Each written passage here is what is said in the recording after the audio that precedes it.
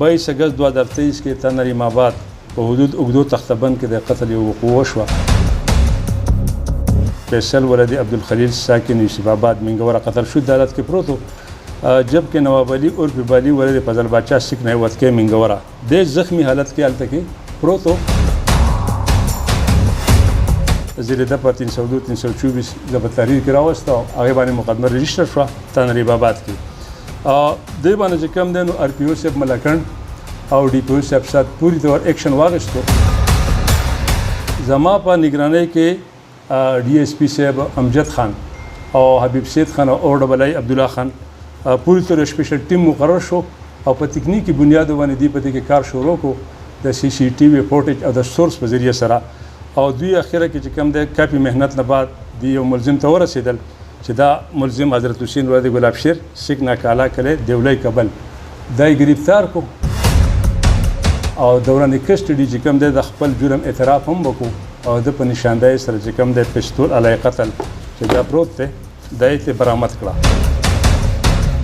مودی مقدمه مکرم خان ولد راضی خان سکنای قیوم آباد وتکې منګورا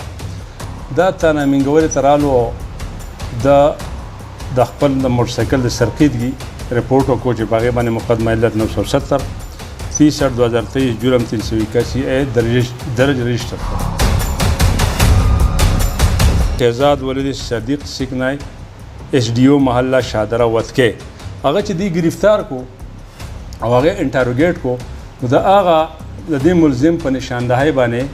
داغه نو و موټرسایکل برآمد شوی.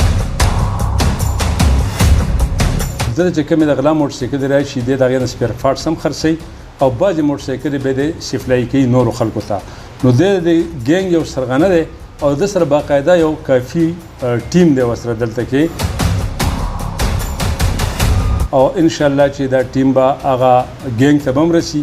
او دا زه توقع ساتم چې بده کې مزید نورې موټرسایکل ان شاء الله برآمد شي.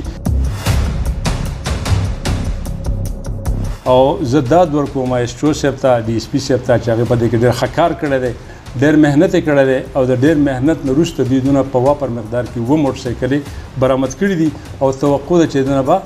دوران انټروګیشن ان شاء الله حراست کې د نورې موټرسایکلې ان شاء الله برآمد شي.